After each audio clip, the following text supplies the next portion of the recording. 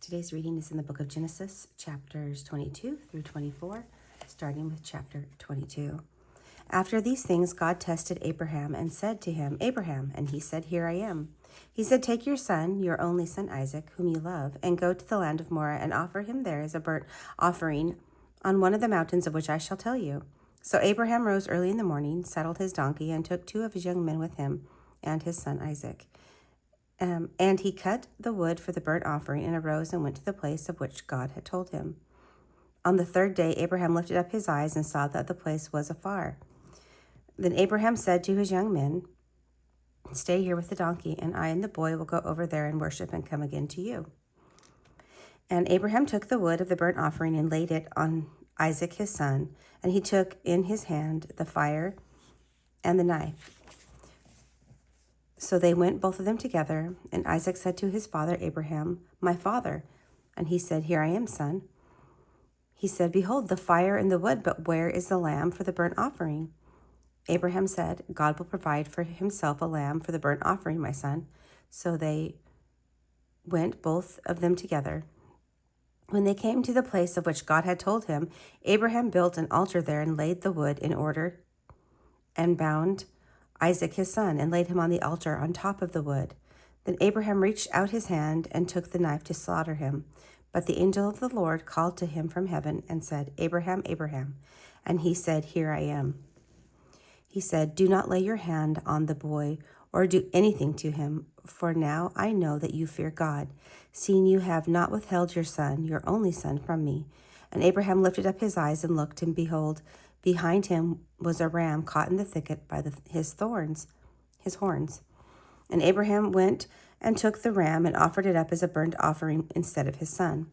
So Abraham called the name of the place, "The Lord will provide," as it is said to this day, "On the mount of the Lord it shall be provided." And the angel of the Lord called to Abraham a second time from heaven and said, "By myself I have sworn, declares the Lord, because you have done this and have not withheld your son, your only son, I will surely bless you, and I will surely multiply your offspring as the stars of heaven and as the sand that is on the seashore.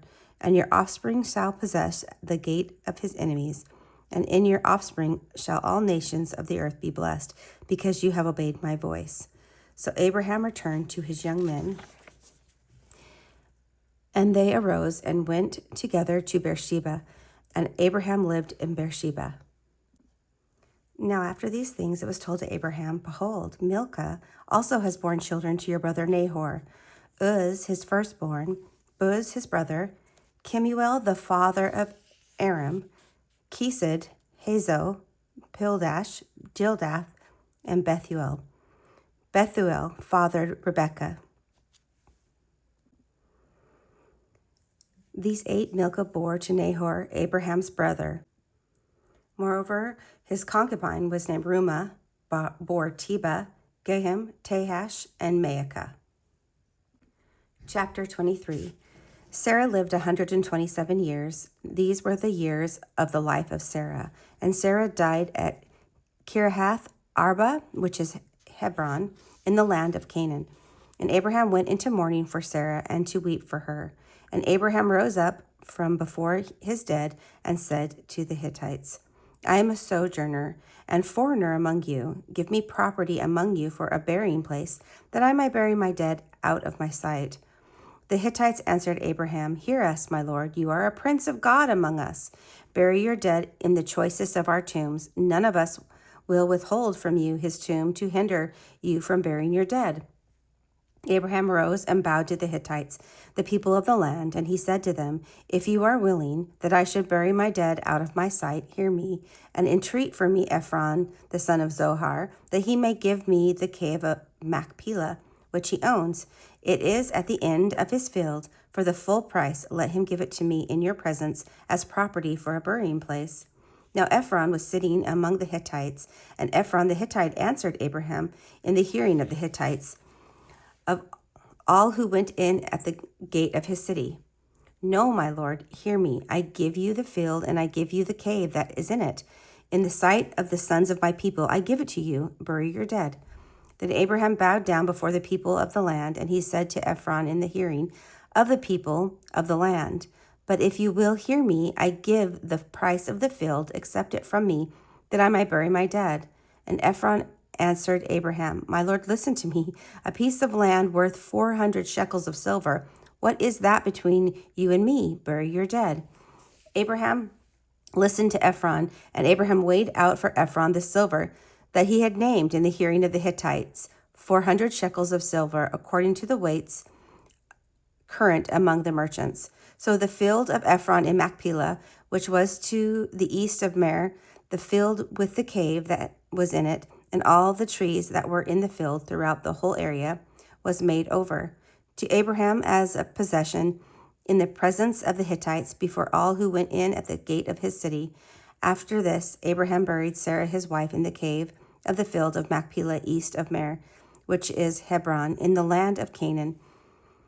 The field and the cave that was in it were made to Abraham as property for a burying place by the Hittites. Chapter 24. Now Abraham was old, well advanced in years, and the Lord had blessed Abraham in all things. And Abraham said to his servant, the oldest of his household, who had charge of all that he had, "Put out your hand under my thigh, that I may make you swear by the Lord, the God of heaven and the God of earth, that you will not take a wife for my son from the daughters of the Canaanites, among whom I dwell, but will go to my country and to my kindred and take a wife for my son Isaac." The servant said to him, "Perhaps the woman may not be willing to follow me to this land. Must I then take your son back to the land from which you came?" Abraham said to him, "See to it that you do not take my son back there. The Lord, the God of heaven, who took me from my father's house and from the land of my kindred, and who spoke to me and swore to me, 'To your offspring I will give this land.' He will send his angel before you, and you shall take a wife for my son from there. But if the woman is not willing to follow you, then you will be free from this oath of mine. Only you must not take my son back there." So the servant put his hand under the thigh of Abraham, his master, and swore to him concerning this matter. Then the servant took 10 of his master's camels and departed, taking all sorts of choice gifts from his master. And he arose and went to Mesopotamia, to the city of Nahor. And he made the camels kneel down outside the city by the well of the water at the time of the evening, the time when women go out to draw water. And he said, O Lord, God of my master Abraham, please grant me success today and show steadfast love to my master Abraham. Behold, I am standing by the spring of water, and the daughters of the men of the city are coming out to draw water.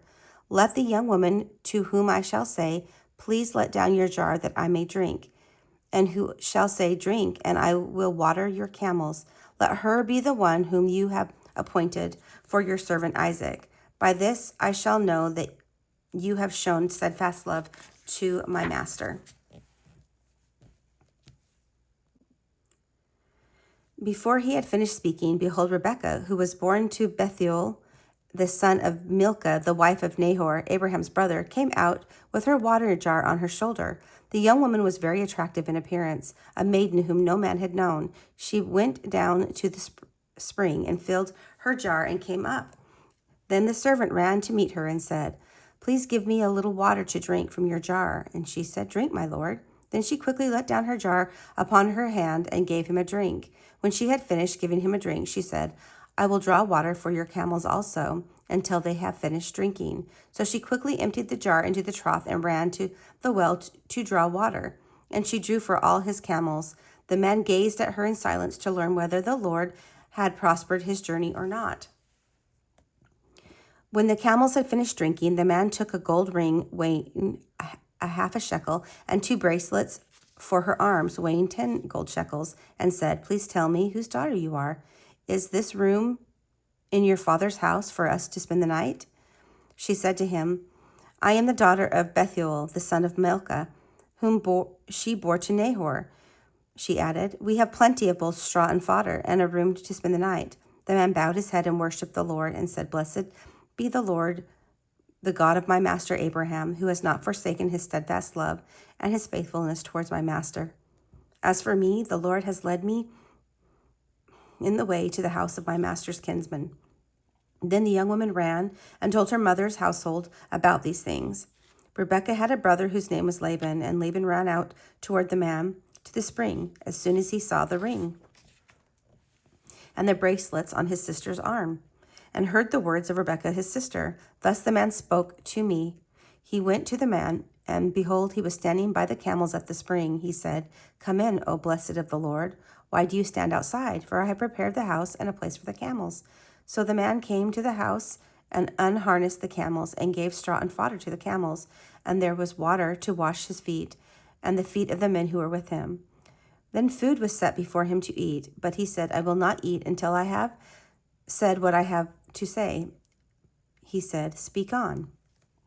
So he said, I am Abraham's servant, and the Lord has greatly blessed my master, and he has become great, and has given him flocks and herds, silver and gold, male servants and female servants, camels and donkeys.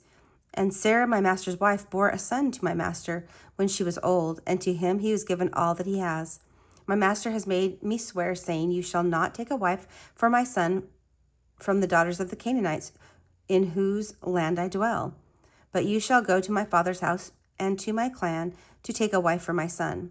I said to my master, Perhaps the woman will not follow me. But he said to me, The Lord before whom I have walked will send his angel with you and prosper your way. You shall take a wife for my son from my clan and from my father's house. Then you will be free of my oath when you come to my clan. And if they will not give her to you, you'll be free from my oath.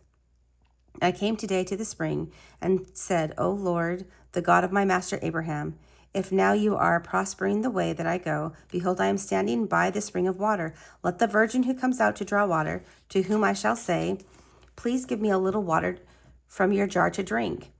And who will say to me, Drink, and I will draw for you your camels also. Let her be the woman whom the Lord has appointed for my master's son.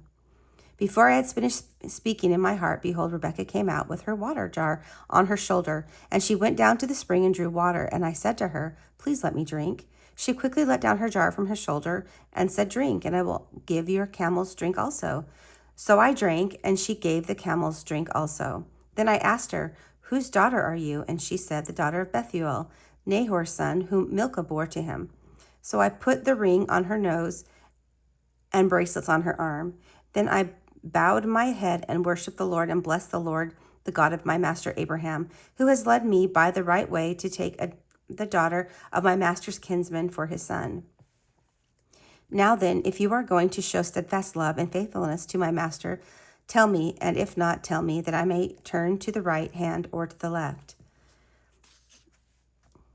Then Laban and Bethuel answered and said, The thing has come from the Lord. We cannot speak to you bad or good. Behold, Rebekah is before you. Take her and go, and let her be the wife of your master's son, as the Lord has spoken.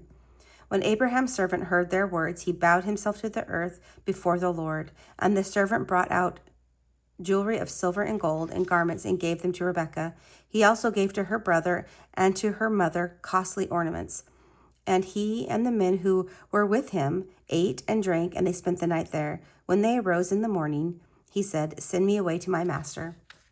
Her brother and mother said, Let the young woman remain with us a while, at least 10 days after, that she may go. But he said to them, Do not delay me, since the Lord has prospered my way.